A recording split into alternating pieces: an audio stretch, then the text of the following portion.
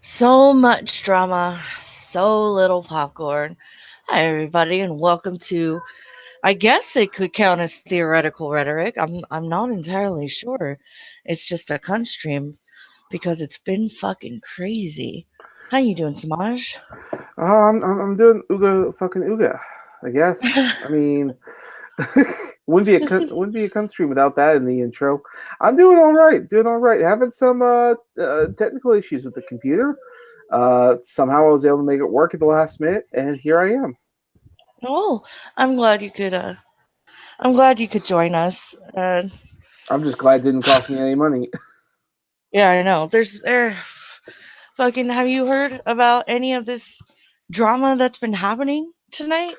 According to the internet, there's apparently drama on a daily basis. So you'll have to update me on this current state of affairs in the drama world, or Well, I as don't. it's currently being dubbed, the blood sports. Oh my god, I can't even.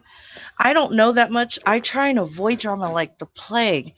We might be able to. But all right. So from my understanding, here's what's happening.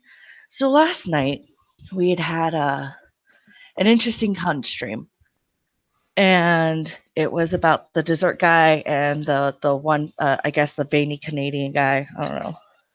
All right, the dessert guy. I know that's your nickname for someone, and that someone is So the fucking the Alaska, the dessert Alaska, the baked Alaska. Baked Alaska. Okay, stop right there. You gotta tell me, Baked Alaska. What the hell Yes, is that? Why do you call that a dessert? because that is a fucking dessert, man. That's Yo, a well, fucking dessert. I'm from Canada. I've never heard of this thing before. What is a Baked Alaska? Oh, It's okay. So basically a cream pie that's set on fire. no. It's ice cream. It's Ice cream. ice cream. A cre- You well, sorry, when you say cream pie, I watch a lot of porn, so I think that cream pie Okay. is like, I think cream pie, and then you just light the pubes on fire. yeah. That sounds John exotic. Sislowski is saying no longer blood sports. It's turned into a bloodbath. Yeah. See, Yeah. American Phoenix knows what I'm talking about. It is ice cream set on fire. Okay. Ice cream set on fire. There you Yes. Is that flambe? It's something that you would only get at a really fancy restaurant or a restaurant that decided to take the fancy menu and say, well, let's make it a little cheaper. Yeah.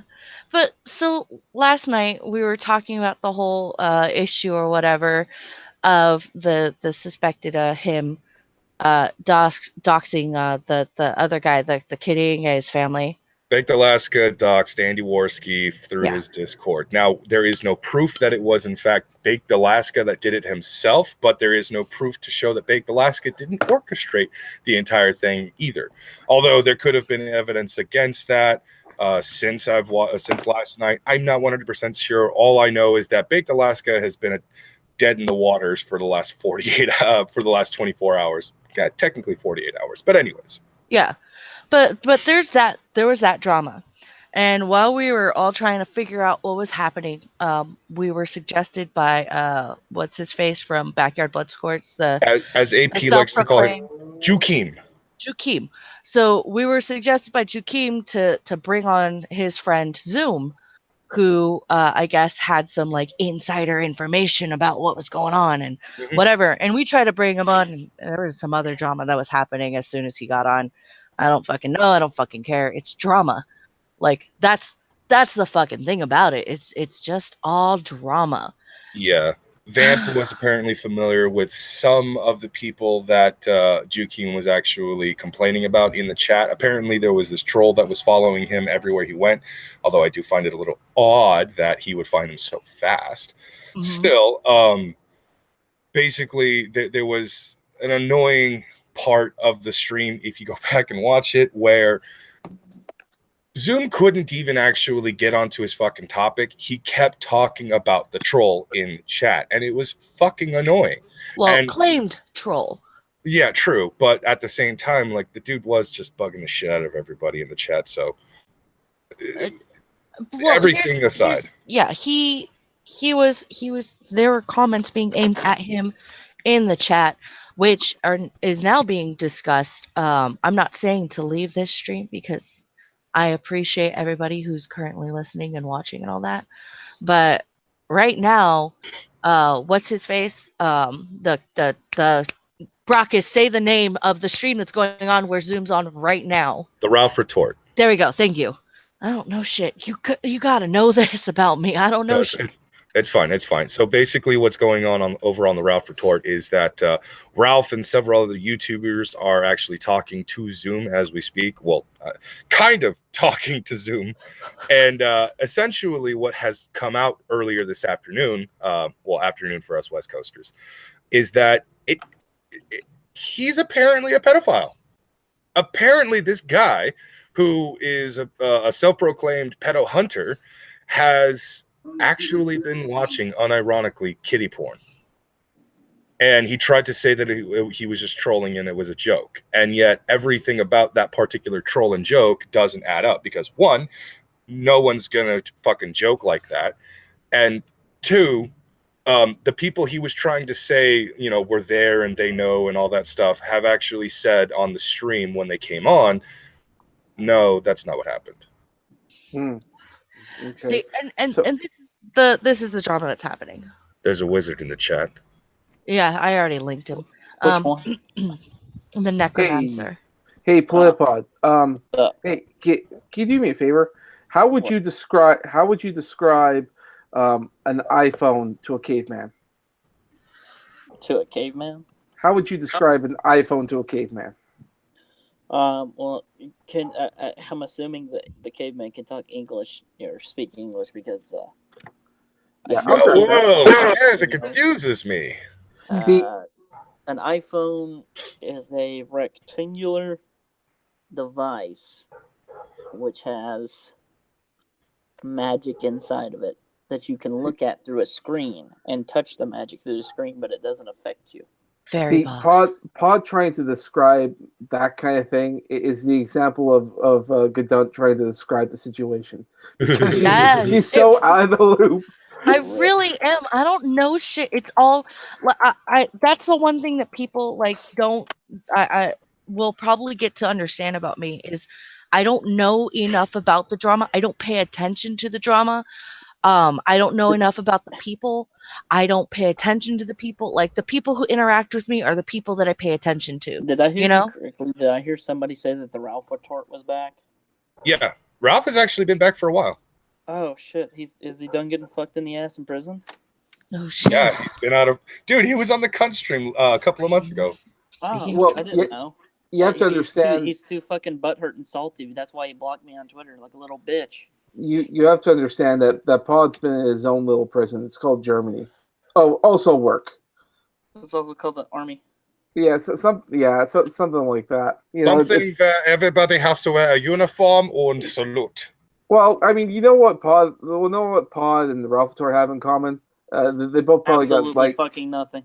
Well, that you probably got fucked in the ass both. Well, in prison, you at work. Kill yourself.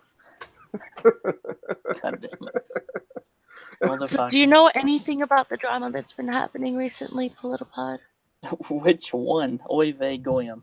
Well, this is no. Just give us just all the drama. Give us all the drama. We're gonna talk about it all. Let's see. I heard Beck Alaska was being a little bitch.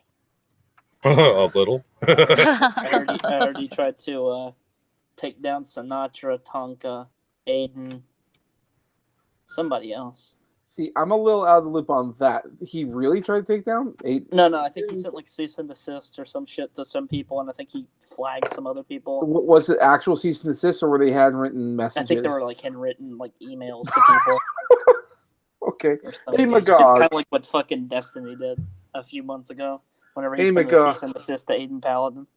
Hey, my God, you're good at resurrecting the dead. Do you think you might be able to resurrect my love life? If I had that power, I would have already conquered your world. Joel. All right, you got me there. You got me. I knew it was asking much. How you doing there?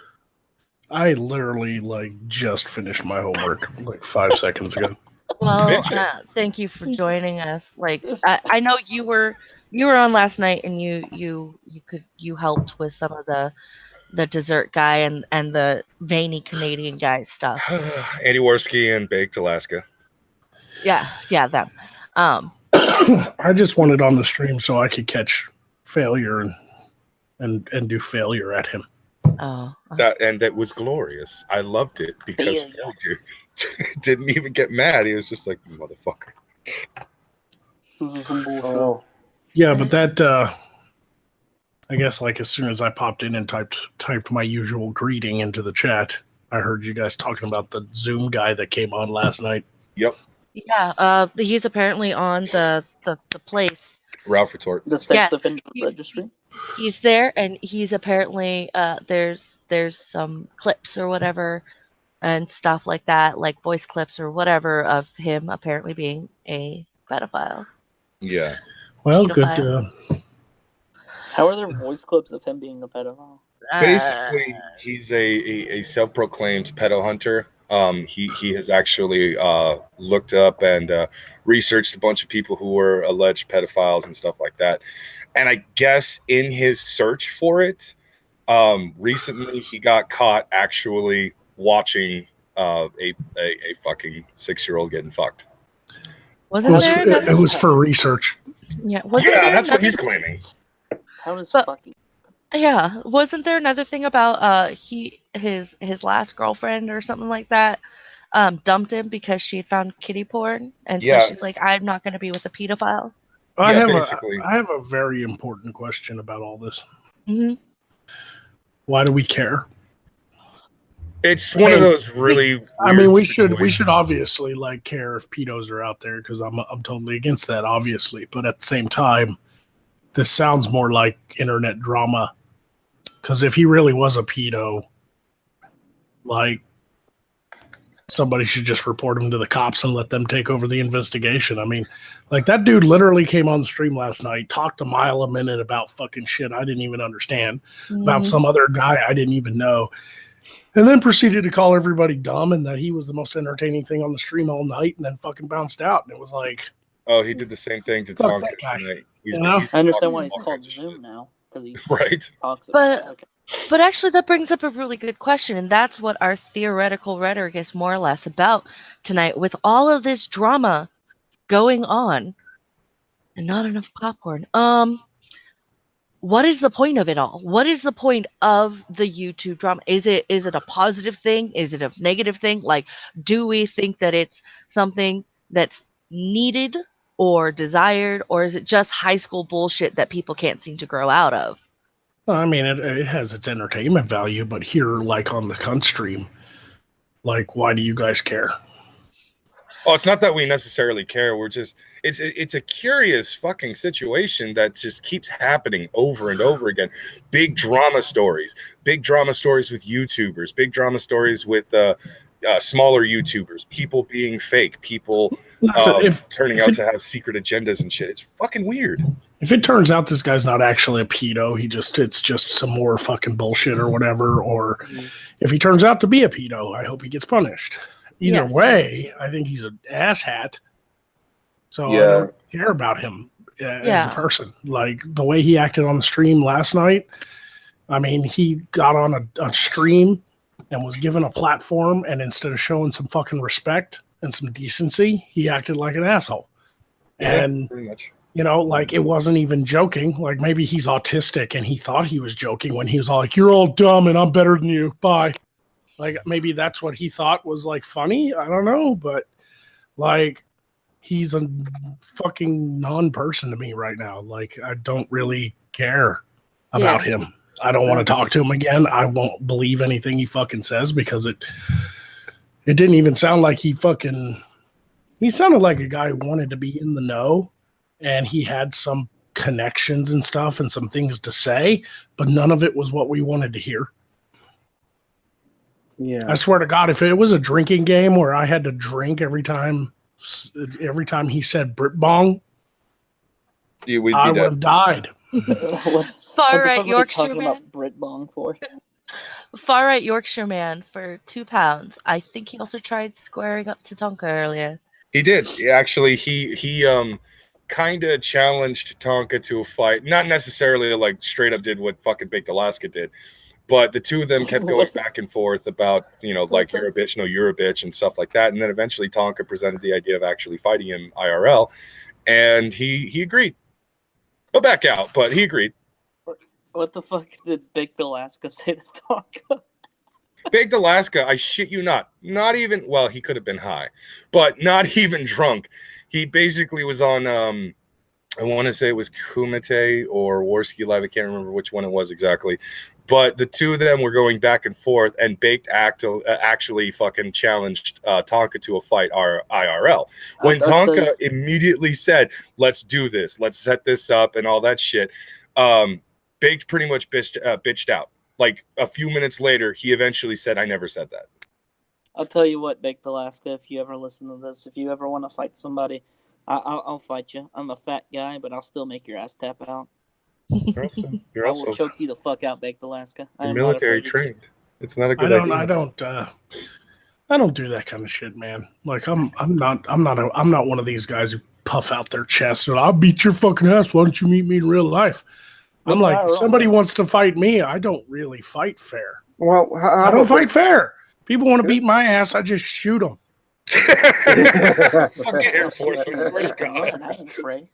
Why the fuck should I waste energy on somebody like that? Like, you know who I fist fight? My friends. Like, because it's fun. It's pugilism. It's sport. I don't fight somebody to be all like, I'm a man, I beat your ass. Anybody can beat somebody's ass. All you got to do is get one up on them. They could be like a highly trained motherfucker, and you can still get one up on them and knock. It proves nothing, really. You can literally, with one punch, anyone in here can knock anyone else out with one punch if they got lucky enough. Yeah, I mean, I'm not saying that That's the thing it happens all the time, though. I mean, but I'm like, I don't understand this, like, need to be like, oh, you say that on the internet, you think you're all big and bad, meet me in real life, I'll beat your fucking ass. Somebody says that to me, I'll be like, bring it. I'm in Arkansas. Come find me. I dare you. Kansas. One of these days. They won't find the body, though. Yeah. One of these days, because Tonka keeps throwing out all these challenges and over the internet about actually fighting these people. One of these days, it's actually going to happen. I wonder what that's going to be like.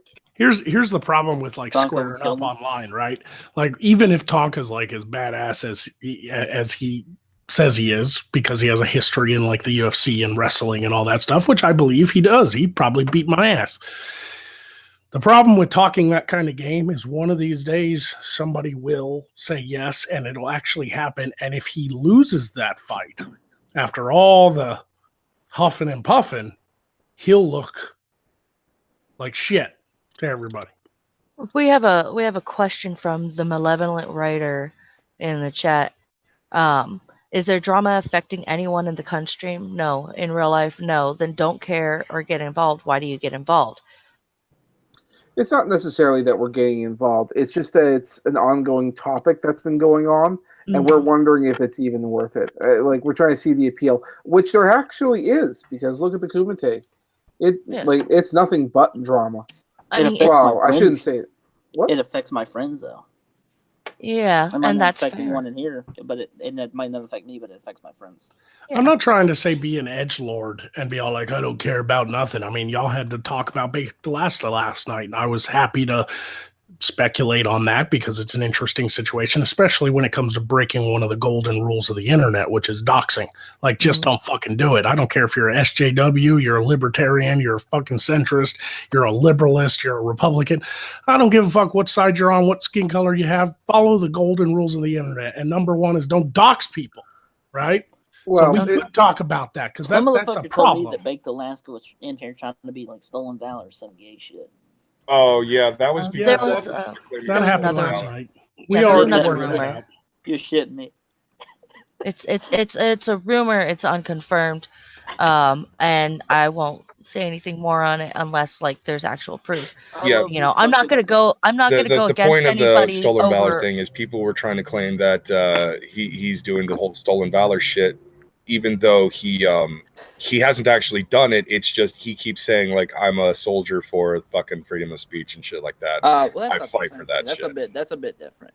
If he was going out here saying, oh, I fought for the U.S. Army or some shit like that. Like that'd be different. But if he's out here saying, "Well, I'm fighting on the front lines for freedom of speech" or some gay shit, yeah, it's fucking cringy and Which stupid. But it's not. clearly It's not. isn't. Yeah, It's but not. it's that we already covered that last night. I mean, unless there's proof, I don't even want to fucking justify rumors, and fucking hearsay and fucking gossip. And I, like I was saying, I mean, we had a good reason to talk about the stuff with Baked Alaska because he broke a golden rule on the internet, and that stuff needs to be discussed. What I'm saying tonight is, why do we care about Zoom? He's an asshole. Yeah, he is an asshole, but it asshole. It presents an asshole that much attention, he's going to get more assholish. True. Yeah. He's been doing that on the Ralph Retort all fucking day. This reminds me of a similar situation that happened a few months ago in the great month of December and November. Are you talking about a certain Discord server? We're talking about a certain Discord server and a certain group of people from a certain trailer park and a certain YouTube academic community. Yeah. Straight Sith Male says, I don't care for it, but I don't think they should be shut down. I don't know if he's talking about the Kumite or if he's talking about the Zoom guy. Nobody's advocating for anybody getting shut down. There's no attack speech here. I mean, I'm just calling the guy a dick. Yeah.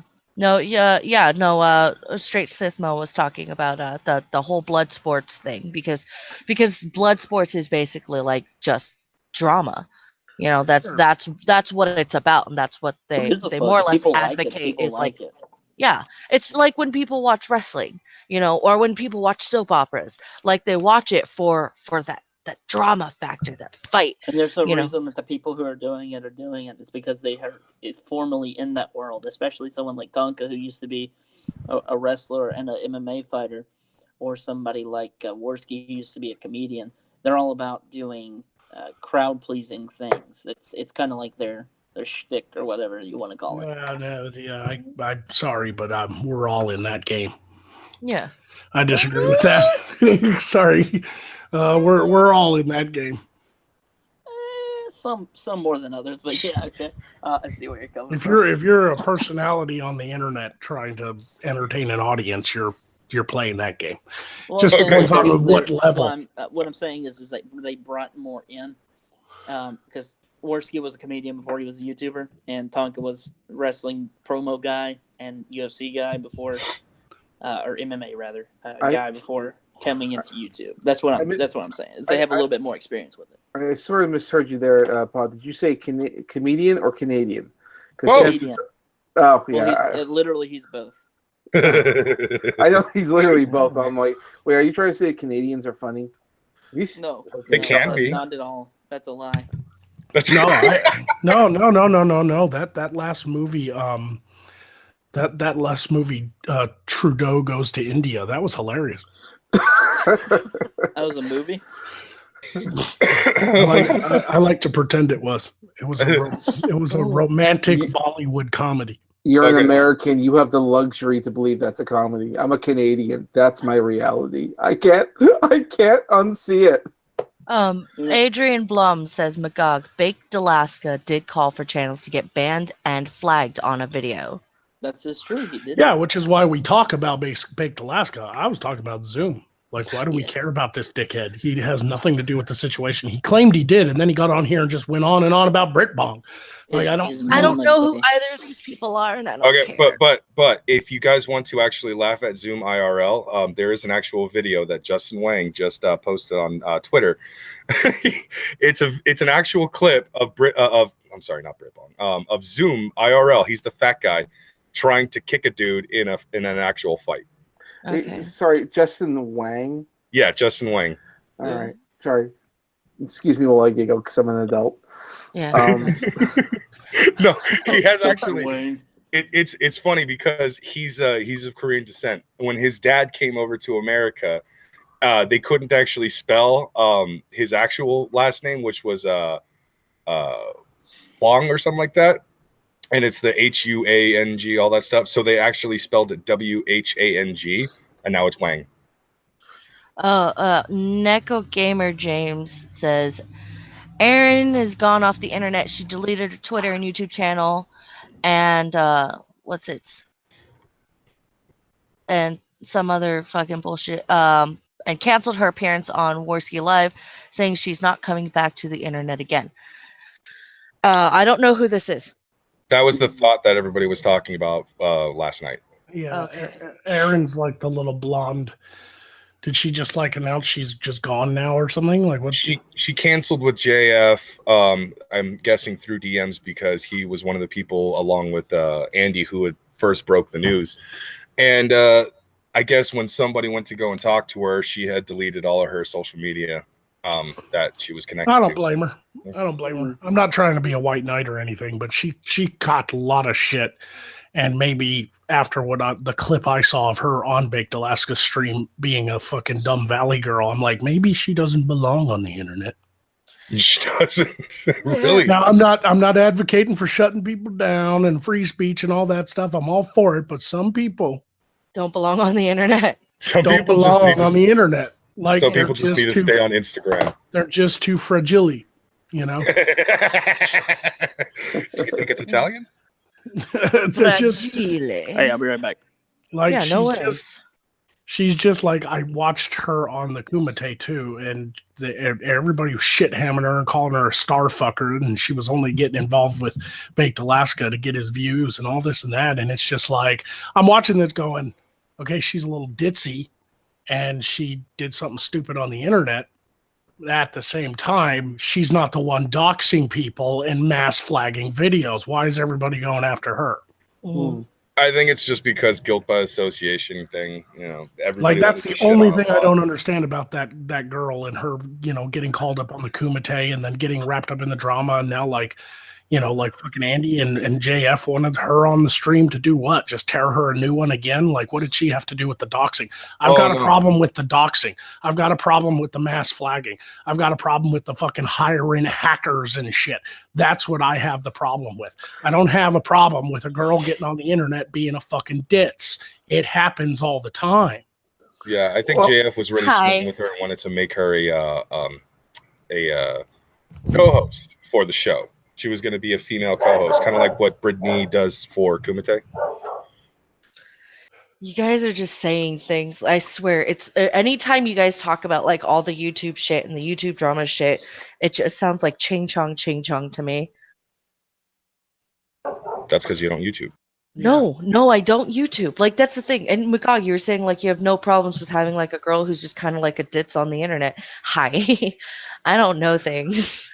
Yeah, but you're not a ditz like her. Like, if you watch the videos, you'd understand what I'm talking about. I'm talking about straight like Alicia Silverstone from Clueless. Just Oh, that shit. like, oh my God, all I did was like go over to his house and just have a few shots of tequila. Like, what did I do? Like, and you're just like, oh, this poor girl. Oh, this I actually feel sad for the amount of brain cells that she has. I mean, it's mean to say. I mean, I don't think she's stupid. That's the thing. I mean, she's a ditz. She's a blonde ditz. I think there are some people out there who just get a little too, I don't want to say a little too involved. They just sort of hear something or they know someone and think, yeah, okay, I'll go for it. One example being is I actually feel sorry for some of the people involved in that bully hunters thing. Oh, yeah. I have no idea what that is. So we literally just did a stream that you were on. How do you, goddamn woman? Anyway, so like Zombie Unicorn was another person, but she was just sort of like a spokesperson.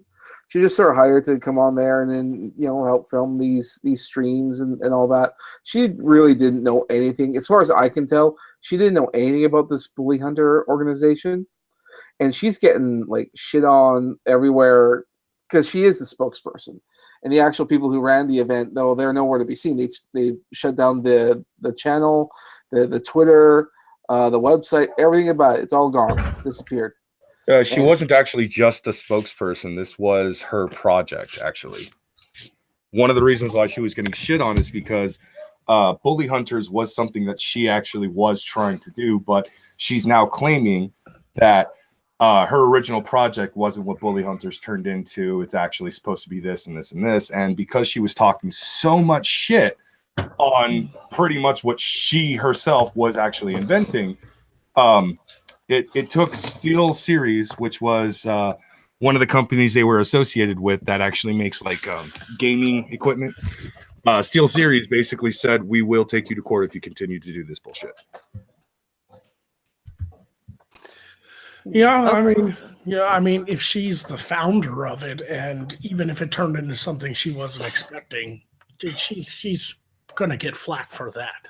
No, but she only claims that it was not what it when it was discovered that everything that they actually had filmed was fabricated. The gameplay was false. The players were false. Everything about that fucking video was false. And they didn't even actually stream for an hour like they were supposed to. It was just 35 minutes. Everything about that whole thing was completely false. The only thing that was real was the website, which they took down shortly after people started pointing out that it was false. And that the bully, the gamer, and the bully hunter were all the same people. She pretty much started talking shit about the project after that. That's one of those things where it's like she got caught with her thumb in the fucking in the pie, and now she's trying to say that her little sister is the reason why she did it. Okay. God, I don't care. Just clarifying. That's He's all just clarifying from my example, yeah. Like even Politipod dropped out. He was like, fuck this. I think Well, he's let's having see. technical problems, though. Neko Gamer James was saying, I'm a bit pissed at Andy. He said he was setting her up to fail and that her appearance tomorrow will be a massacre. I think he's talking about the thought chick. Yeah, I think Andy's looking for blood because his whole family got doxxed, and he's going to the nearest person to Baked Alaska that he knows of to blame, and that's wrong. Well, wasn't Andy on what's it? The Ralph Retort? Andy was on Ralph Retort at one point, yeah. Andy, Tonka, Jeremy from The Quartering, because it turns out there's a lot of fucking YouTubers with the name Jeremy. I'm just saying, you fuckers are everywhere now. But we're the only cool ones. I still refuse to actually use your real name when talking to you specifically. I'm just saying. That's okay. God damn it! There were actually a handful of big YouTubers actually in that specific conversation in that chat. You know, I have one last thing to say about the Aaron chick. Mm-hmm. She probably made the best decision. Like I always hate it when somebody feels that they have to just completely get deplatformed and shut down all their social media and stuff. To me, that's like anti-free speech at all. When someone's pressured to just not have a voice anymore. But at the same time, if she had continued to fight this drama, it probably would have got worse. Now that she shut everything down, let it blow over, everyone will probably move on. Far right Yorkshire man for £2. Last time a thought got beat that bad was Ted Bundy. Oh. I mean, that's bad. That's bad. See, and you know what? This brings up the question. Like, I agree. Like, bullying people more or less, like, you know, trying to force them off the internet, is kind of a dick move. But it happens, and sometimes, like, you know, people get a laugh and they'll get their win from it and shit like that. But like, this is all related to the topic at hand. Like, what's the fucking point of all the drama? Like, what is the draw of the drama? Like, I avoid it to a degree. I can't help but get pulled in every once in a while, or at least get intrigued or interested, you know. Everybody does, but here's the thing. I prefer my drama to be fiction. Mm-hmm.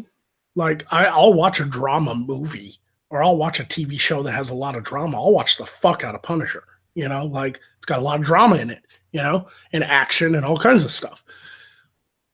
It's an escape thing for me. I don't escape into real life drama. Mm-hmm. I have enough of that in my actual real life. Like, why the fuck? Like, I'm in college right now. Trust me, I've got a lot of drama. You know, every day I go to school, I'm like, I want to burn this fucking place to the ground. Bitching Witch says Andy's family may have been doxxed, but there's no reason for him to go after that girl. I hate that you're friends with my enemy, therefore I'll attack you bullshit. Yeah, unless somebody in the chat right now has proof that she was also part of the doxing, then I can understand Andy's actions. But as far as I know, and I don't know much about the situation, but as far as I know, I don't think she had anything to do with the doxing. You know, unless she was pulled into it. Like, was she on Baked Alaska's Discord? Was she one of the ones that asked somebody to dox somebody? I don't think so. As far as I can tell, it's still just guilt by association.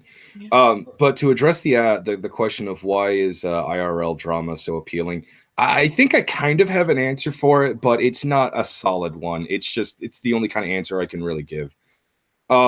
Most people probably have a very shitty life, or they have a boring one, whatever the case might actually be. Not everybody gets to actually, go and live the glamorous life, the rich and the famous kind of life and everything like that.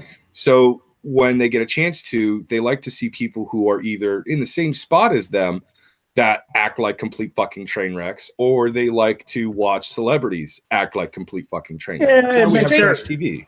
Straight Sith Mail. Oh, sorry. Go ahead. Straight Sith Mail actually, I think he has a really good point. It's for the same reason that people like Jerry Springer, for example. People love watching the trash fire as long as it's not anything that they have to worry about being part of. Like, if it's not really affecting them, they love watching it. They love watching people tear into other people. The thing is, it's part of human nature, so we can't exactly hate it. I mean, we can't deny it. I mean, it literally it's one of the oldest stories in the world. Like, it literally has been around since the dawn of man. Like, there's a reason people loved watching gladiators kill each other. There was a reason why people loved court intrigue in fucking medieval England. Like, there was a reason why people love watching Big Brother, those fucking reality shows and shit, There's a reason why people watch that. There's a reason why people watch American Idol and stuff like that, to see the failures on stage more than the successes. Like, they love it when somebody comes out and just completely bombs, and then Simon Cowell's all like, "You are absolutely horrible." Like, it makes us feel like our life's not so bad. When we see somebody, you're just like, I work a shit job. My wife nags me all the time. The kids are screaming in my ear. I haven't slept in 10 years, but at least I'm not that dumbass. Yep. That is a human thing, and it's not ever going to go away. So I don't judge blood sports. People like watching the blood sports and the kumite and all that stuff. More power to you. I don't judge what other people do with their channels. But I don't necessarily personally see the appeal because I have a different kind of outlook. And that's fine. There's nothing wrong with that. No, that makes complete sense. I'm actually a fan of kumite and blood sports and all that stuff. But if you look at my channel, most of it is just me talking about nerd shit. Sometimes with Samaj, sometimes with friends. It's not a big deal. Like, I like watching it, but I don't know if I could really be a part of it. But I mean, Magog, you and I can just sit back and eat popcorn and watch the world burn, and as or fucking read a book or do whatever, as the rest of these people are fucking fight,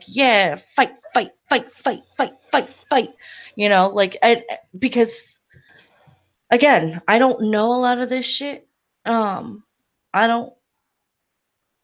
don't care about a lot of this shit. Like, it's not as interesting to me because it's just drama. Like, I deal with enough drama in real life versus having to deal with YouTube drama of other people. And again, I can't help that every once in a while I get pulled in. It happens. Oh, Zell is saying, Mr. Spectre just hopped into the Ralph Retort stream and gave Zoom the business. So, as you can see, there's people like Zell or Brockus who love the blood sports shit, who love the drama shit, and that's cool with them.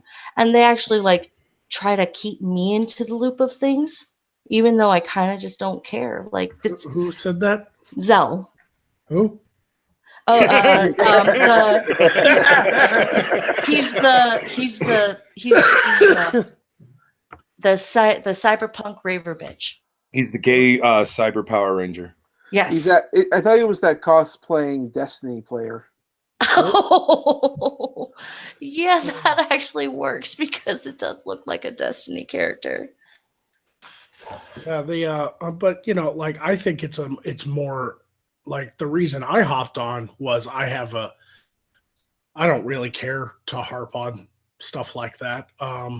What I was trying to get to is what's disconcerting about me is why this stuff keeps happening. Like, here's these YouTubers and creators that have been on the platform for a really long time. And now suddenly we're finding out that some of them are just real dirtbags. Like, why is that happening all of a sudden? Like, Yeah. is it because like power corrupts and absolute power corrupts absolutely? Like, It could be something along those lines. It could also be that maybe their egos got the better of them, or who knows? I mean, over time, things will happen. You get up on the top, which is some of these people were. They were on the top of their game on the YouTube sphere, and that kind of thing kind of happens. I mean, like the Honey Badgers was a very well respected group out there, and now they've sort of plummeted in popularity, and now they're constantly in question about like Patreon donations and everything else, and activities within the group. I think that what Baked Alaska did was worse than the Kraut server thing. That kind of kicked off the blood sports thing. Like, I think here's how I know Baked Alaska's worse. When you have Failure, Vamp, and Jeff Holiday in the same stream and they're getting along, you fucked up. Yeah. One server to tear them apart, another server to bring them together. Like when I turned on the cunt stream last night after I finished my homework and noticed that you had like 10 people in here, and I fucking saw that one of them was Jeff Holiday, I was like, oh shit, is this going to be some Kumite? Is Jeff finally, fucking facing off with Failure? Are they yelling at each other? And I turned it on and it was all just fuck Bacon Alaska and all this and that. And I was like, what? Far Right Yorkshire Man says maybe they were shitty all along, but the fame made the mask slip. That could be very well it. See, that's what I like to talk about. I like to talk about the deeper meaning behind it all. Like, I don't care about harping on the blood sports and the drama and stuff like that. I mean, y'all can talk about that when I leave and go to bed. Yeah. I want to know why suddenly, once the SJW footprint and the feminist footprint kind of downgraded on YouTube, that our community suddenly turned inward and attacked each other. That doesn't surprise me in the slightest.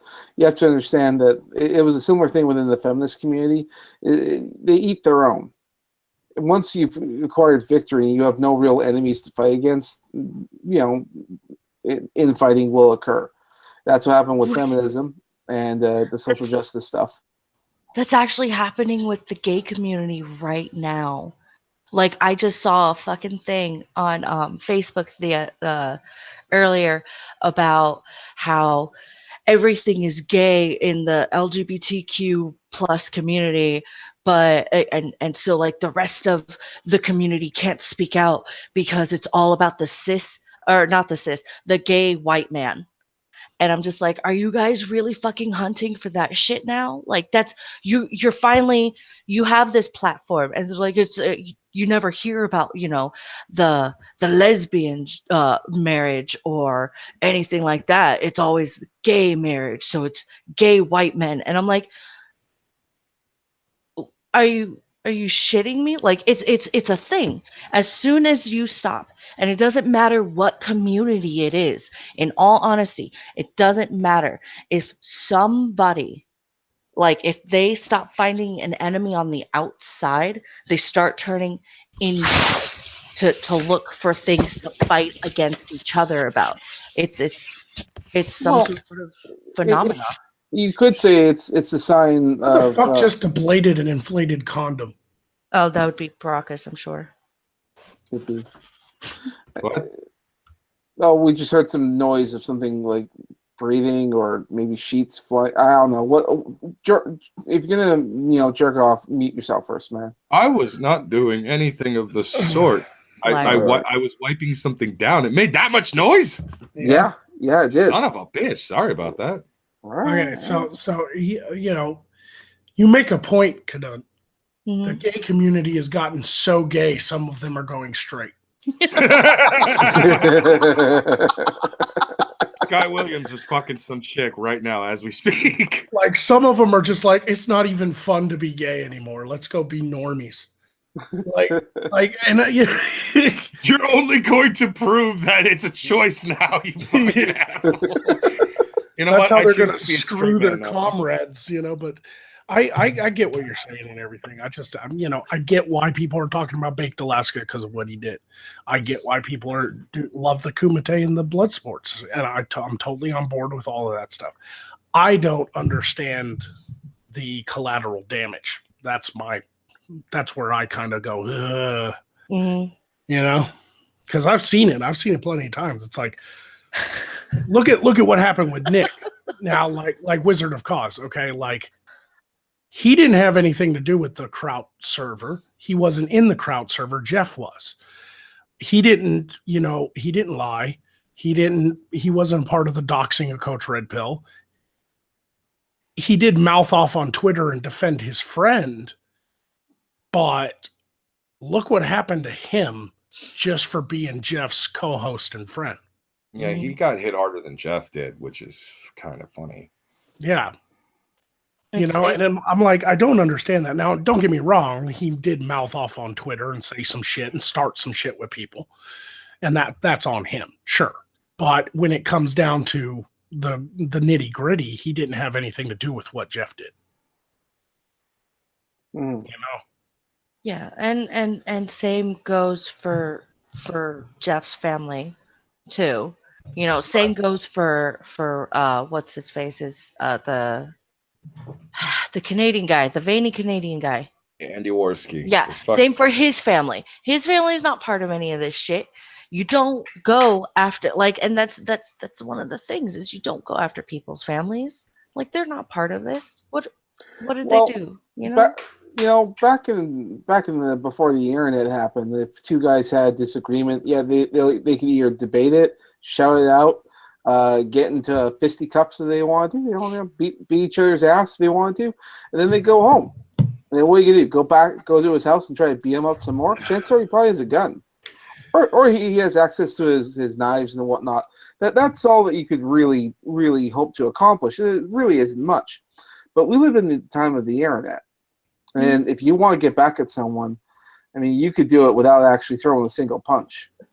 And that's where the whole doxing thing being said, I agree with you, Samaj, and I agree with Kadun. And going after the family, going after friends, going after people that are just associated with you because you don't like that person is wrong. However, I've got a couple ex-girlfriends y'all can go after any fucking time you want. Susie, you bitch! I got addresses if you need them. Let's unleash Little Miss Anon on them. Let's just she will make them feel inadequate. I'm joking. That was a joke, everybody. I'm advocating. Obviously not. I'm trying to bring a little lightheartedness to this, okay? Sure, it was totally a joke. Wink. Wink, wink. No, but I actually I agree with Samaj. Like, before the internet actually blew up in the late 90s and early 2000s, if you had a problem with somebody, it was typically somebody in town, somebody somebody who's physically been able to actually come in contact with and shit, and you slugged it out. And then the internet came in about, and it made things even harder. And so, like, now it just kind of seems. Again, it's very entertaining, and I do enjoy watching it. But there are moments where I will sit back and I'll just be like, "Fucking why? Why does it matter?" And you know what? But it's a thing, and that's one of the beautiful things about the internet. But at the same time, it's one of the most conflicting things too. Is you'll get these keyboard warriors, and then on top of that, you'll get the trolls, and let's not forget about how addictive it is. Yes, it is very addictive. It's Let's very not forget, addictive. like, okay, like let's face it, even we are hard, we're going on and on about how much we don't like it. But Mhm. we're still One talking about it, aren't we? You know one of why? the Because if I started a conversation about, I don't know, the pre-Raphaelite period in art history, you guys would everybody would leave the stream and everybody would be like, this is fucking boring. Like, nobody wants to hear shit like that. People do want to be entertained with very kind of dramatic, simplistic stuff. Like, I like talking it's about just art. the nature of man, the intellectual thing on YouTube had its day, but it's not exactly a heavy hitter anymore. It's not exactly drawing the crowds anymore. Yeah. I mean, and that's the struggle is, again, even if you're not interested in the drama or you don't like being part of the drama, you still wind up talking about it because that's what people want to hear. That's what they want to know. That's why reality shows are a thing. That's why fucking, what was it? The years ago, there was the shot at love kind of bullshit, or the those reality shows where it's just like Oh yeah. girls or guys like fighting over being with another person kind of shit because they love watching the drama. an old therapy technique that people used to do, and not anymore. You don't hear about it as much. There used to be like cartoon shows used to talk about it every now and then. They would say, take everything that you're mad at, like a particular person, and write it in a letter, put it in an envelope, but don't mail it out. Shove it was up your ass. Shove up your ass or whatever. I mean, just like get it out in a creative way that's not destructive or hurtful. Just get all your anger out and just write it out, and then just put it away. And then you might, if you really really feel that way, well, maybe you mail out that layer. That only makes me think of that Family Guy episode where Peter accidentally did mail them all out, and Well, yeah. One of them was to Meg, where he just spit on the paper. It's like, you got something to say to me, old man? He's just like, yeah, P.S. But you know what I'm saying. I mean, like back then, if you did something like that, no damage would be done, because if you didn't mail the letter out, and then you had time to stop and think, okay, maybe I'm not that upset at that person. Maybe it was just the heat of the moment. But nowadays, people are doing similar things, except it's on Twitter. You're putting out these messages that you probably shouldn't be doing right then and there. You could be just emotional. You could be like, and not everyone reading your Twitter, because it's public for everyone to see. Not everyone can see that and think that you're in that mindset. You know what's funny? I always thought people hated it when people like commented on some shit about their life on Facebook, but it's become like such commonplace that we're just used to it. Like, I remember when I first joined Facebook and I started, sending out friend requests and all this and that. And then one of my friends, or somebody I knew in the military, or some girl who, was a friend of a friend, and we became friends on Facebook, even though we've never met in real life, would post something that was all like, oh my God, I can't believe that just happened. And then not give any information. The vague booking. Like, and then everybody's like, what happened? What? And I always hated that shit. Now I see it on Twitter. I'm like, man, more shit. Yeah, whatever. Yeah. It's a thing.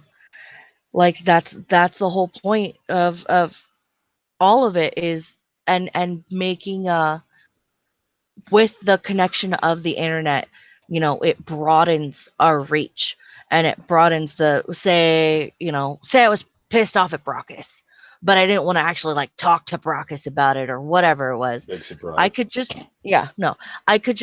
or Brockus was pissed off at me and being a little fucking bitch like he always is. But no, like, I could post a tweet or a Facebook post just with and make it as vague as possible, like, oh, so fucking angry right now, or oh, so upset, or whatever. And all of a sudden, I have all these random people that I probably, like half of them I don't really even know.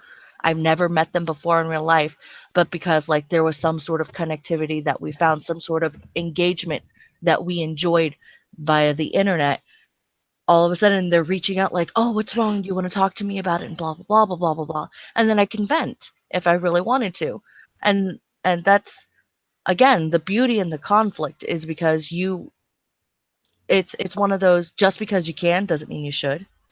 My experience is like, at first with social media, I thought it was really cool because if I was having a bad day, I could like post it on Facebook, and inevitably somebody would be all like, "We're here for you, man," or "Call me, we'll hang out," or something like that. And you're like, people like me, and it's that reaffirming.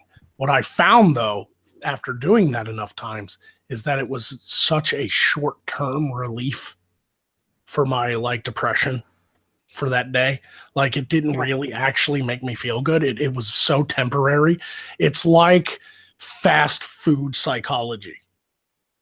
It's like drive-in. It's like, yeah, that's what I'm calling it. I'm going to call it drive-through psychology. That's what I'm going to call I it. like that. That's actually really good. It's really just a fast fix for a long-term problem, And I think that people just got addicted to like, look how many followers I have, or look how many people answer me when I tweet out something and they make me feel better and everything. Sometimes that does help people. Don't get me wrong. And, there's always, it's not a universal thing. But what I found is it's a very temporary thing. I think what really heals the human soul and the human heart and helps you get past like emotional times in your life, or over, help you get over bad breakups, or, somebody cheating on you or something like that, is to actually have people in real life you can talk to. Like, go hang out with friends, go grab a fucking drink, go chill with your buddies, like that stuff is 10 times more important to human growth than 10,000 people going, "Hey, we still love you," Now, I'm not trying to degrade the value of my fans and stuff. I love all my fans, and I love everybody and all the comments I get on my videos and stuff like that. But when it comes down to like if social media is your only like psychological healer in life, you're probably going to get disappointed in the long-term effects of that. It's not going to be very good for you, healing wise. And that's one thing that the internet can't necessarily provide. Because I'll find when I'm having like a really shit day and I'm not doing well, like, just I can go over, knock on Zell's door and be like, "Yo, can I just like sit and hang out with you?" Just to have that fucking physical presence, just the physical presence, of having a friend. Or if I wanted to, I could even call up Brockus and be like, "Hey man, I need a hug." Or I could hit up Antoine or Gwen, because we all live fairly close by each other. Like, Zell's my fucking roommate. Antoine can drive his house over to you. Oh God! I knew that was coming. But like, I can hit up these people if I really wanted to, and just have the comfort of physical presence, which I couldn't get, and I love you guys, I adore you guys, but I can't get the same kind of comfort that from talking about shit on the internet, or through, or tweet, or on a stream, or fucking on Facebook or whatever. It's not the same kind of comfort as like having somebody physically right there. Nico Gamer James says, "What do you do if you have no one?" Well, obviously something is better than nothing. That's what pets are for. But you should also try your best to take a good hard look at your life and go, what do I need to feel complete? Like, a lot of people go for the superficial stuff. If I had a bigger house or a nicer car and stuff like that, and that stuff does help too. Don't get me wrong. I'm not knocking on that shit. But I think if you went out and every now and again gave back to the world somehow, went out and did some good hard work that you didn't really have to do, but you needed to do it. You needed to get out, and you just needed to do something, go help a friend, or go help a stranger, or go donate some old crap in your house, clean, spring cleaning is fucking therapeutic, like clean out your fucking shit. It makes you feel really good when you're like, I'm letting go of the old and I'm making way for the new. It's a psychological thing. Yeah, you're throwing out a bunch of old shit, but it is kind of a psychology to it. That's why, keeping a clean house and doing good works is actually very healing. What Because is we it? have that drive. We do have that drive as humans. Mhm. It's declutter your house, declutter your mind kind of thing. Right. Well, Or go out if you have no one. There are a lot of hookers out there that need a little support getting through school. You know? And Neko Gamer Jane says I have severe agoraphobia from PTSD crap, and that your cats help, and that's okay too. Like there are some people who can't, who can't deal with, and the internet is their escape. Their internet, Sure, the internet is their social platform. That's Agoraphobia is not a joke. If you actually have agoraphobia, then you need to talk to somebody, a professional, maybe call a helpline or something. I mean, because like I don't have all the answers. I'm just telling you what works for me. And sometimes what works for me is just put down the phone, get off the internet, and go out somewhere. Go to a fucking park. Go out with friends. Go for a drive. You don't even have to be like with somebody. Sometimes it's therapeutic to just get away from the normal trappings of your life and do something spontaneous. In Japan, there's a couple of guys, young guys, usually in their late 20s and 30s, who end up becoming so scared of the outside that they never leave their apartments. They order food online. They never go anywhere. They have like bags of garbage all over the place. It's filthy and whatnot. Some of the terms for that is like neats or I can never pronounce this correctly. Hikikomori. Which is just like it's a sad state, but this is just something that happens when also for these guys it's often the feeling of failure because Japan is such hugely work centric, and if you're a failure of any kind, they just can't deal with it. I mean, some kids out as soon as they leave high school, they immediately just like can't deal, and they don't leave their rooms. It's also why Japan has one of the highest suicide rates in the world. Absolutely. I mean, Tumblr and Twitter are filled with a bunch of pissed off millennials just complaining about shit they don't understand. Yeah, that too. I mean, there's a reason why young people become activists and then slowly over time become more conservative as they age, and it's because in our youth we all want to be a part of the world. We're young, we're inexperienced, and we want to change things. We want to help the world. We want to do this. We want to do that. You have a drive to do something, be a part of something. And then you hit about 28 years old and you go, you know what? Fuck the world. That's exactly what happened to me. I want pizza. That's what I want right now. I want pizza and sushi and everyone to fuck off. So, I mean, don't get me wrong. I mean, everybody goes through it. Some people are worse than others, but there is something to be said about not letting real life fade in the distance and be replaced by the digital one. I think there still has to be a good balance, which is why I love what I do, because I'm not just sound recording and editing. I'm actually getting into costume and lighting. And eventually when I move out to the land, I'll be doing episodes outside sometimes where Magog's like got a fire going and he's in the woods, like that just excites me because I'm not always just sitting in a chair anymore. Like it's going to be exciting to kind of get out and do things. Yeah, one of my favorite things to do is honestly, like before this, before I'd gotten this and found this, and I moved a lot because I constantly needed that change. Like it was a thing for me, and then I started working at a Renaissance fair for a booth, and it was like finding a second home that could travel around and give me that change and that adjust and pace. And boy, and that's a key thing you're talking about. That is a key thing, finding something you truly enjoy doing. Mm-hmm. Yeah, I didn't mean to interrupt, sorry. No, it's okay, because that really is a thing. Like even if it is as simple as being on the internet and feeling like you're a part of some form of internet community, like that can be the thing that for you like helps you. You know what I found? It's amazing what you'll put up with and how hard you'll work and how many hours a day you'll spend working if you truly enjoy what you do. Mm-hmm. Like I've worked so many jobs where it's like I don't want to work overtime. I just want to do my 8-hour shift and go home. Yep. Like that's how much I hated that job, right? But now I'm doing this YouTube thing, and I'll spend 16 hours editing a video, and it won't even feel like that time went by. Like it'll feel like nothing because I enjoy it so much. Mhm. You know, that is something special. I think that's what everybody should strive for. Even if it's not your number one dream, you should have like 10 dreams in life because 9 of them are going to fail.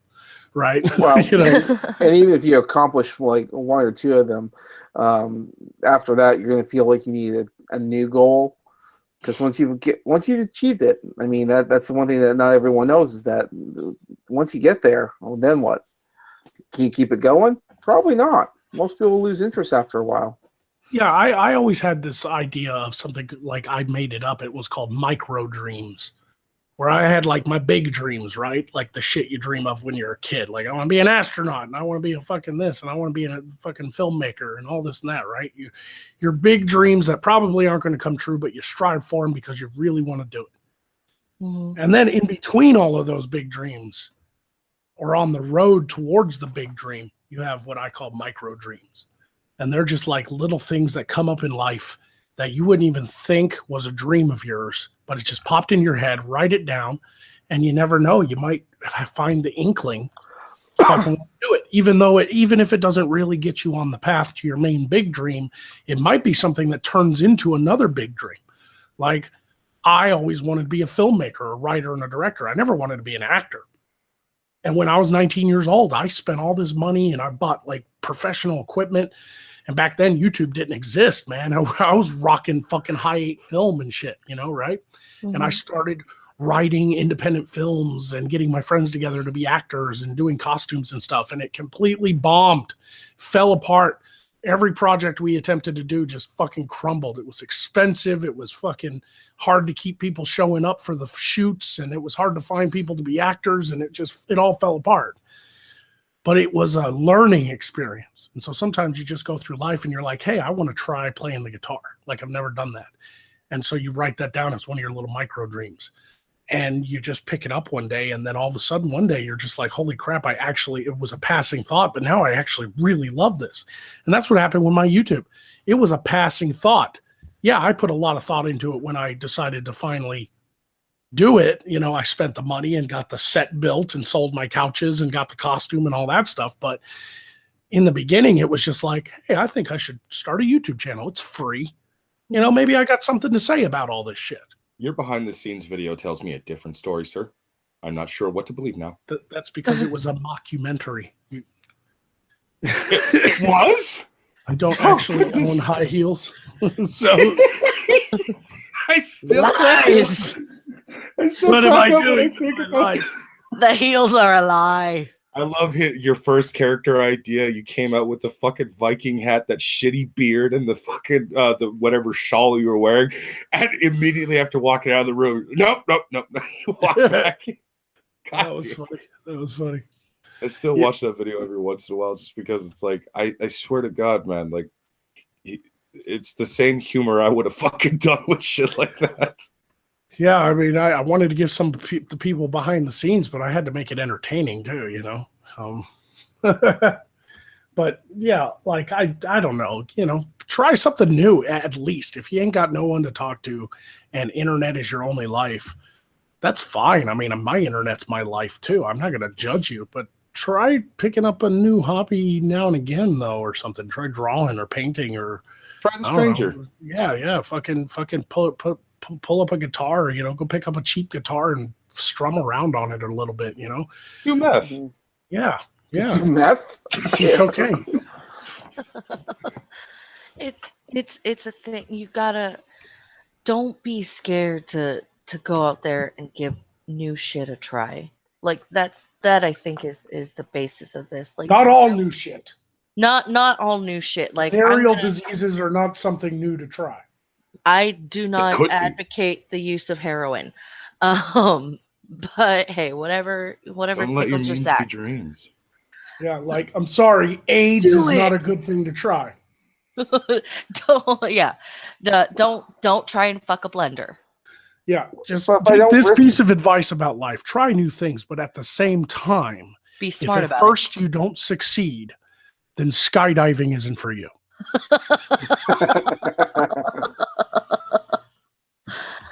I swear to God. Oh my God, fuck you. So if I don't at least like try risking getting AIDS, I'm never gonna get laid again. Okay, feel free to try things within reason. All right, Don't be stupid Baby about steps, shit. Samaj. Baby steps, man. baby steps. All right. Yeah, be very, very choosy about the next hooker you get, okay? And you won't get AIDS. If at first you don't succeed, complain about it on social media. Everyone's doing it. I gotta remember if maybe I can combine filmmaking with this because I found out that prostitution, while legal in Canada, is illegal to purchase. So the only loophole we can think of is if we film a porno, but then we have to actually upload it. So maybe I can upload a film of some sort. It'll be my greatest achievement. And I'm not a perfect person. I have bad habits. I drink, I smoke, I fucking eat fast food. I know I have to clean up my act, especially if I'm going to be on camera more. And that's going to happen. Sometimes you just got to find something to replace all that shit. Sometimes you just got to leave the dead hookers dead. Yep. Don't try to revive them. It's a lost cause. You're not going to go to jail. It's not illegal. They're not people like you and I.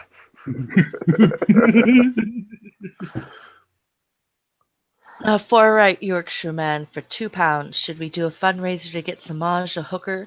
Actually, yes. There was a GoFundMe for that. It'll be a cheap ass hooker. But before we bother with that one, I'm just going to remind everybody that the current fundraiser we're looking on is to make sure Antoine can move his Winnebago out of California. Yep. Now I want to see Samaj dancing with a cartoon girl to the Take On Me song. Yes. Just draw yourself coming out of a fridge in a grocery store. I am not familiar with this. Take on me. Have you never seen the Take On Me music video? Probably not. Oh my God, Samaj. Look up Aha's Take On Me video and you'll know what I'm talking about. Jesus. All right. I'll Google that. People. When were you born? After the wall came down? No, I grew up on a farm, and unfortunately, MTV is not available on farms. You can hear it, you know that. Yeah, it's my jam. It's fucking 80s. Samaj, you're the same age as me, roughly. How the fuck do you not know this song? I know the song, I don't know the video. Oh, wait, never mind, I do know the video. That was that one that was amazingly animated. Yeah, it was all hand drawn. I could just imagine Samaj, because of his love of art, he's going to be like in the reboot of Cool World. Oh, Cool World. I wouldn't mind that. Oh my God, yes. Don't fuck anything, Samaj. Do not. People fucking think that Roger Rabbit was the first like fully rotoscoped animated live action. Cool It wasn't. Cool World came out before that.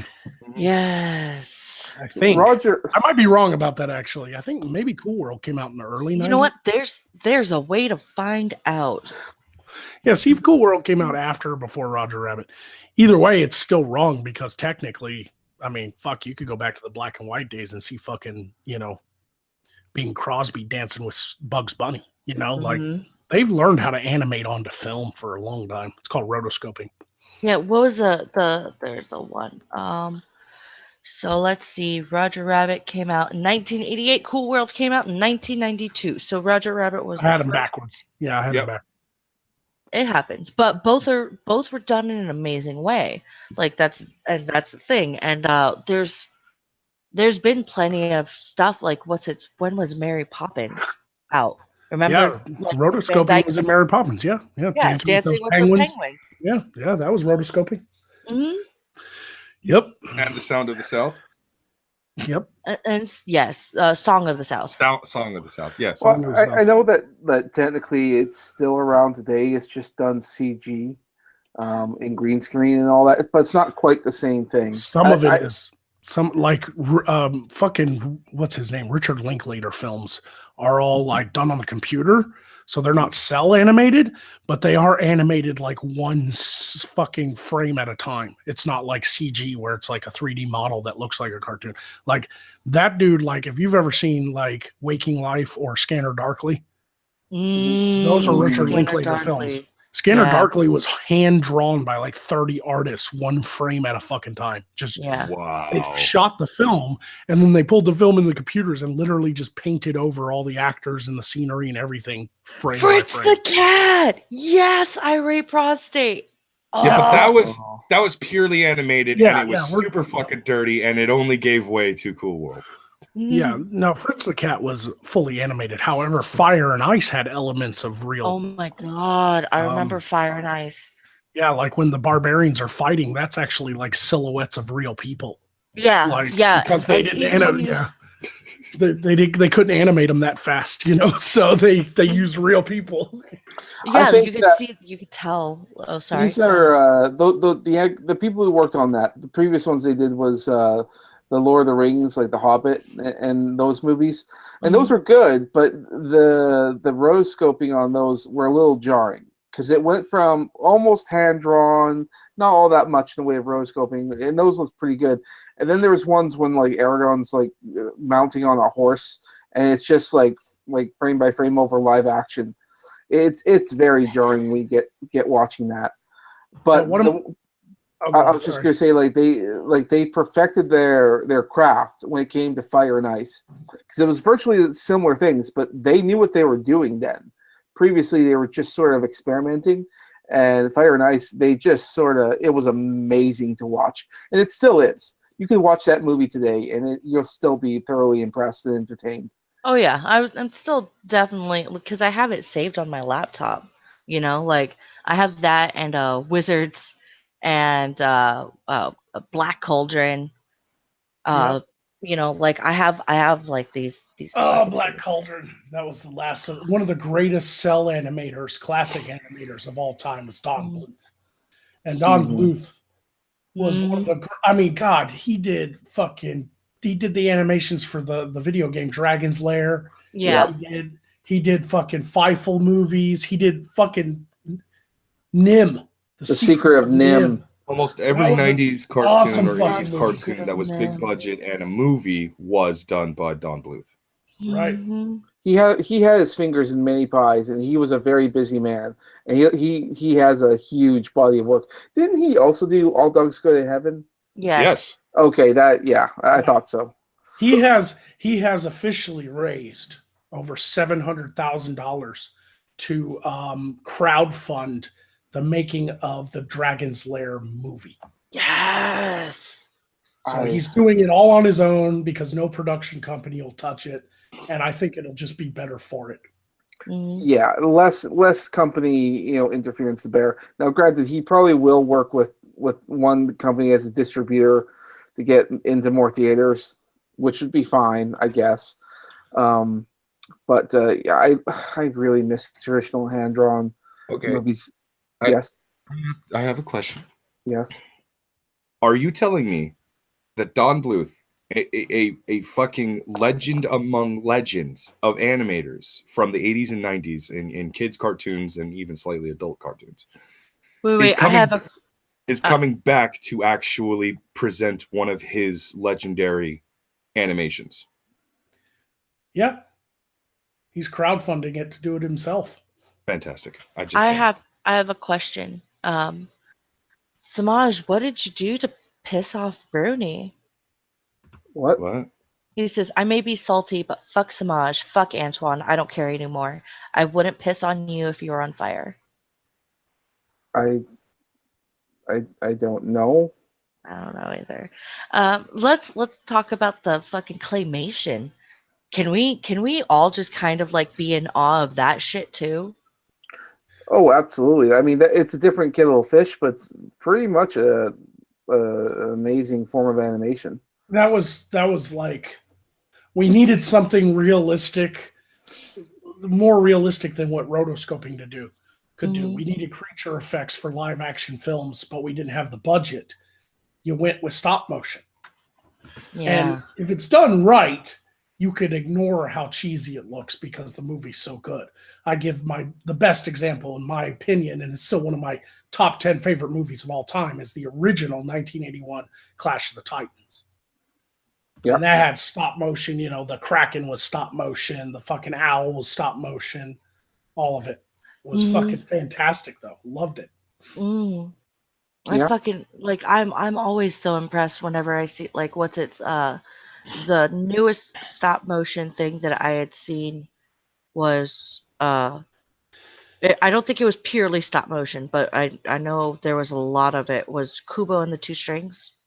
Yeah, that was great. I liked Paranorman. I love, yes, and Paranormal was great. I love that this older form of animation, which was like for me dead for a long time because Disney was making all these animated movies, but stop motion, we're seeing a return of it, and I'm very happy. I think I was thoroughly disappointed when I think it was that British animation company, the one that did a Chicken Run.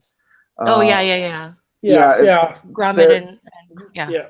Yeah, their animation department or building was caught on fire, and they lost everything. And I think that was because they had another one about this mouse movie, but it ended up being all CG. I think that was because of that. I can't say for certain, but I know that they came back for like stop motion for like that caveman movie that's just coming out. Oh yeah. Nico Gamer James says, what'd be really cool is to get someone to do stop motion for Poe. And I actually, because I want the sitcom to kind of have that like 90s nostalgic, like 80s and 90s nostalgic feel to it, like Xena and Hercules and Tales from the Crypt and Labyrinth and, movies like that. I might actually do that, even though somebody is building me a fully animatronic Poe. I think to have him actually like physically move around, I might actually stop motion him. That would be funny.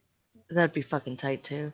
There's Scarfy hours the of Strange. Oh, sorry, Scarfy the Strange. Oh, I believe Lego Movie was CG. Yeah, I believe it was too. I might be wrong though. I've I could never be really wrong. looked into it.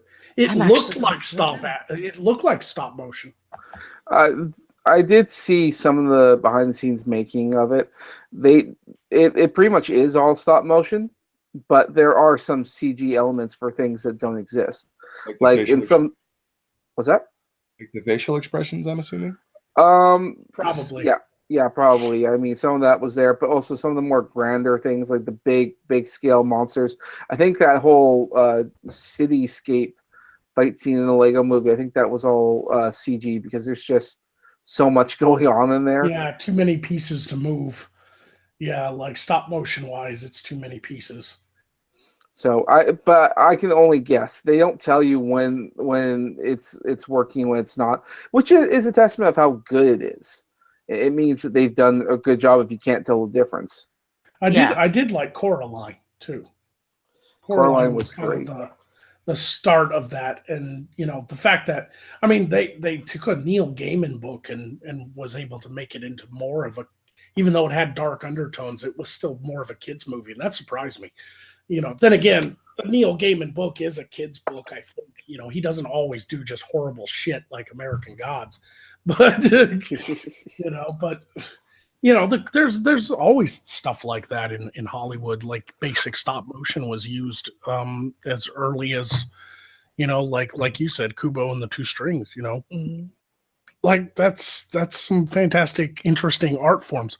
I like it when they mix weird like Japanese art with a movie. Like there's one movie that comes to mind that the whole setting is so colorful. It kind of reminds me of Dick Tracy. Everybody's in like overly colorful costumes. The buildings look like paper mache. Like the mountains in the background look like they're just cut out of like poster board, but they're real actors and they're like stage sets. And it was a movie called Bunraku. And Bunraku is actually Japanese paper mache. I saw that with Josh Hartnett. Yeah, with Ron Perlman, Josh Hartnett. Yeah. And it's like, it was such a cool movie. It was just so visually interesting, I loved that movie so much because it reminded me of like the original Dick Tracy movie in its own unique way, um, but like with that modern take. Kind of, well, not quite Sin City, No, because it Sin was. City was very visually appealing as well. Yeah, but it was based on a comic book, and literally, like, they didn't even do a storyboard for that movie. They literally just took the comic book and handed it to people, and were like, "This is what we're doing, Yeah. scene by scene." Same with 300. Hmm. You know, I remember that. it was a good gimmick for those two movies, but then it died out when Frank Miller decided to make his directorial debut and directed The Spirit. That was a shit film. It really was. But here's my thing. There really was a Dick Tracy movie back in the 90s. I know, Yes, that's with what we're Madonna. talking about. Yeah, No, that's I what thought you were talking about Bunraku, and I'm like, but Bunraku came after Dick Tracy. No, that's why I said it. Bunraku reminded me of Dick Tracy. same. Oh. That's what I was saying. Yeah, Dick Tracy was literally like the first movie I can remember seeing when I was like a little kid in the movie theaters. Same. That's actually one of the main reasons why I even started liking Madonna. Yeah, I had fucking Al Pacino in it. He was flat top. Or no, he wasn't flat top. He was the main bad guy, wasn't he? What was his name? Big Boss. Yeah. I haven't seen Dick Tracy in a long time. That had Mandy Patinkin in it too. He was the pianist. He was Madonna's piano player. I loved how like almost all the detectives and all the police officers had different colored trench coats, but all the bad guys had like different faces. Yeah, that was like Bunraku. Like all the gangs had like their own costumes. Like there was like 12 gangs in the city. And if you've not seen Bunraku, it's just a really fun movie, and it's I have kind not. of a new take. Yeah. I'm looking at screenshots of it. It looks interesting as fuck. I am definitely going to watch that later. It really is. It's a little confusing. I loved Woody Harrelson's little bit in it too. But it's an interesting movie. Slightly confusing in all honesty when it comes to story. Like what was confusing about it? It was just a basic revenge plot. I know, but like I don't know. There was a couple things I was confused about, but it was so fucking beautiful that I couldn't stop watching. You know? That's good. Like Bunraku is an actual art in Japan. It's literally paper puppets. Mm-hmm. You know, it's kind of origami puppetry.